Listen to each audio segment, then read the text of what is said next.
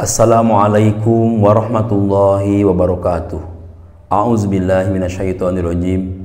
Bismillahirrahmanirrahim. Alhamdulillahirabbil alamin wa bihi nasta'inu ala umuri dunya waddin.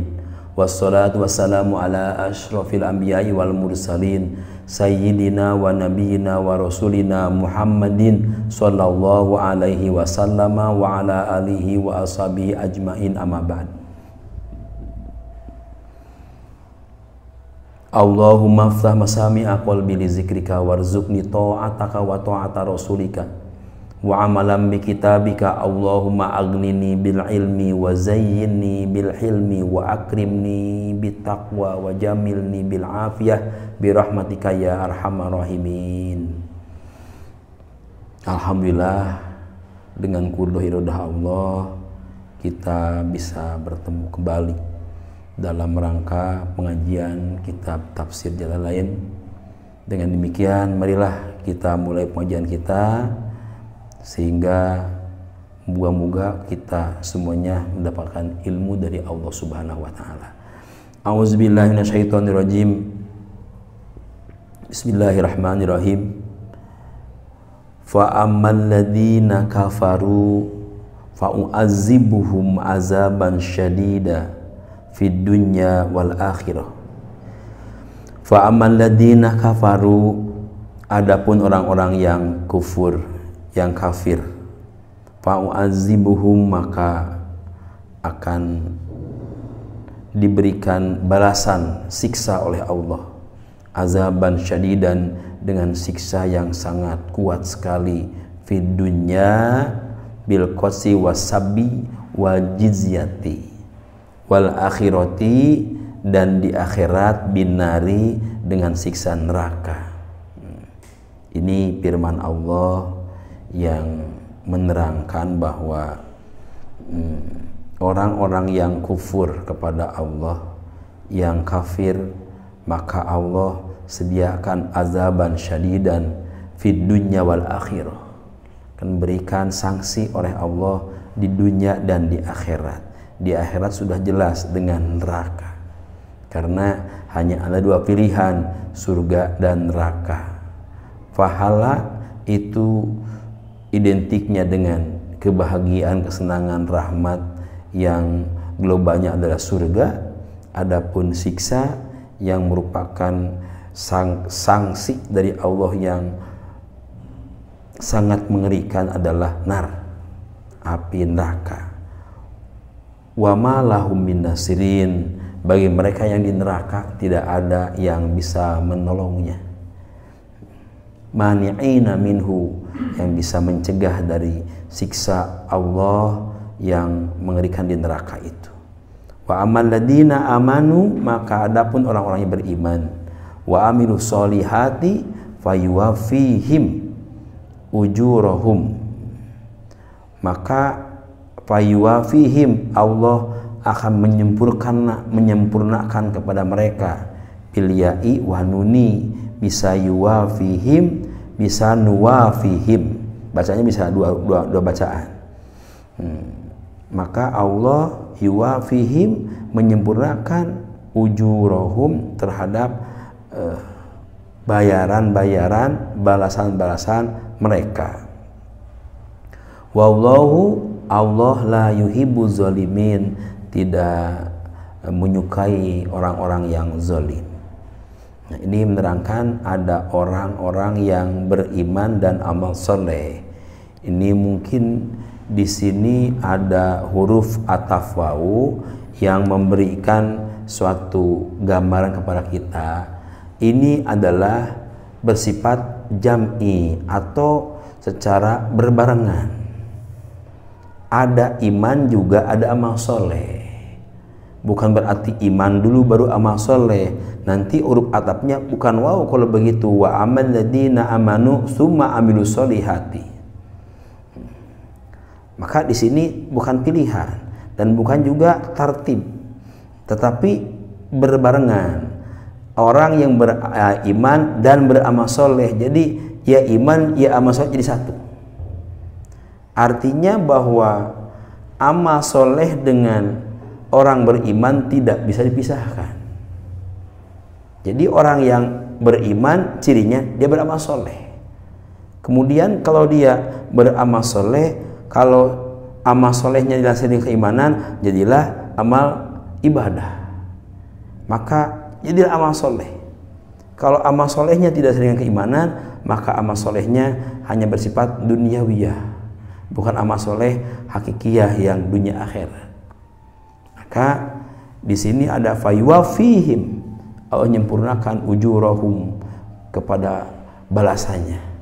Artinya orang-orang yang beramal soleh dengan alasan beriman, Allah berikan balasan segala aspek kehidupannya. Orang yang beriman, jangankan amal-amal yang mahdoh, ibadah yang ghairu mahdoh, ibadah yang kalau kelihatan lahiriahnya adalah amaliyah duniawiyah, lantaran dia niatnya baik karena Allah, makalah jadi amal ukhrawiyah, jadi amal akhirat, maka akan dibalas oleh Allah dunia akhirat. Yang jelas bahwa Allah memberikan segalanya hanya kepada orang yang beriman dan beramal soleh. Ini ada orang aku beriman tapi nggak ada amal solehnya, mungkin itu mah main-main saja. Sebab kalau ada orang aku beriman, pasti bukti keimanannya adalah amal soleh. Contoh amal soleh yang umum, yang rukun Islam, sholat misalnya. Dia beriman, buktinya apa? Sholat dia. Aku beriman, buktinya apa? Aku saum pada bulan Ramadan. Nah, itu antara kita mengaku iman dan amal yang kita lakukan harus sinkron. Kalau orang yang beriman pasti akan melaksanakan kewajibannya dari Allah, apalagi yang berhubungan dengan masalah rukun di dalam keislamannya. Beriman buktinya imannya adalah melaksanakan perintah Allah. Maka berarti itulah diantara orang-orang yang masuk kategori orang yang beriman. Pasti dia beramal soleh. Juga ada orang beramal soleh tapi tidak beriman, maka amal solehnya sifatnya duniawiyah. Memang amal kebajikan, tapi tidak sampai kepada amal ibadah yang memberikan pahala Allah ganda di dunia sampai di akhirat. In wallahu la yuhibbu zalimin. Allah tidak senang kepada orang-orang yang senantiasa berbuat zalim. Zalim kepada dirinya dan dolim kepada orang lain. Dolim kepada orang lain rasanya mendolimi diri sendiri. Kenapa? Kalau orang dolim kepada orang lain, yang akan menerima dari Allah balasannya adalah diri sendiri. Sehingga seolah-olah orang yang dolim kepada orang lain itu dolim sama sahanya mendolimi diri sendiri. Kenapa? Perbuatan dia dolimnya akan menjadikan sesuatu balasannya kembali kepada dirinya, seolah-olah dia mendolimi diri sendiri. Au yu'aqibahum ruwiya anna Allah ta'ala arsala ilaihi sihabatan farafa'athu fata'alaqtu bihi ummahu wa bakat faqala laha anal qiyamati tajma'ana wa kana zalika lailatul qadri baital muqaddasi walahu thalatu wa thalatuna sanatan. Nah, jadi yang jelas bahwa kedoliman siapapun tetap Allah tidak menyenangi siapapun yang melakukan kedoliman, siapapun orangnya, umat manapun orangnya yang melakukan kedoliman, Allah sangat tidak menyenanginya. Nah, orang iman tentu dia tidak senang untuk berbuat kedoliman, sebab orang yang beriman dan beramal soleh justru kalau dolim dia bisa mengurangi nilai-nilai keimanannya, bahkan mungkin amal solehnya. Karena kalau orang yang zolim di akhirat nanti itu selama dia dunianya belum minta islah, belum mubaroah, belum minta dihalalkan atau dimaafkan atas kedolimannya kepada siapa yang dolimnya, pasti di akhirat akan diberikan amal-amal dia kepada yang dolimnya. Ketika seorang yang dolim meninggal, nah belum minta maaf kepada orang yang dolimnya atau minta dihalalkan kepada barangkali ada makanan yang hak orang kita makan, belum bisa meminta halal atau minta maaf keburu meninggal, maka amal-amal kebaikan dia kalau punya amal akan diberikan kepada orang yang dolimnya.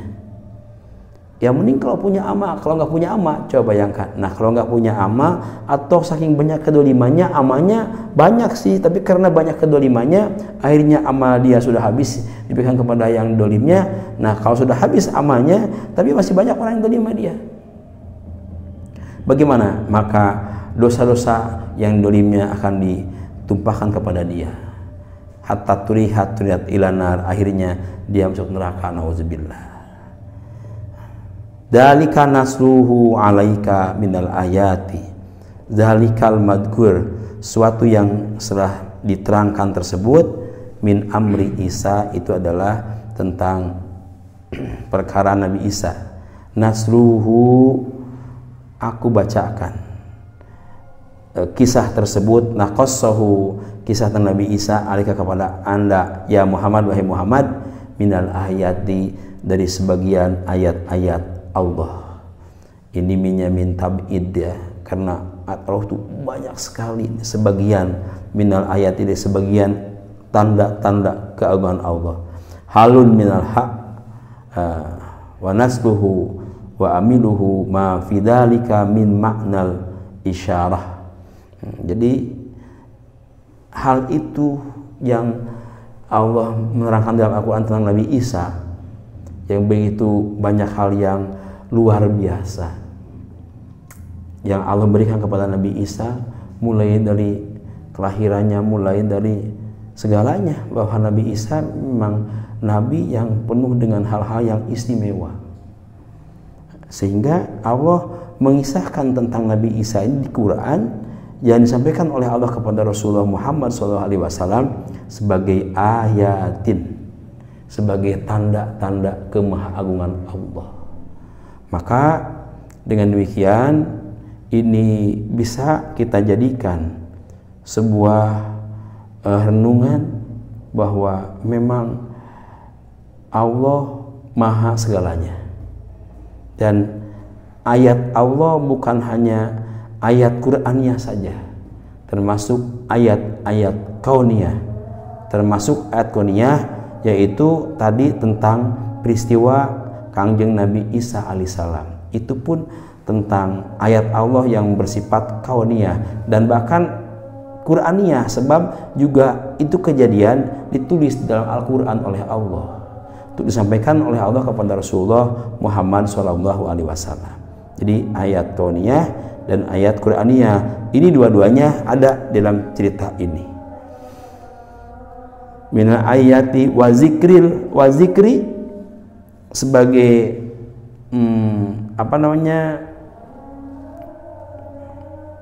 zikir itu sebagai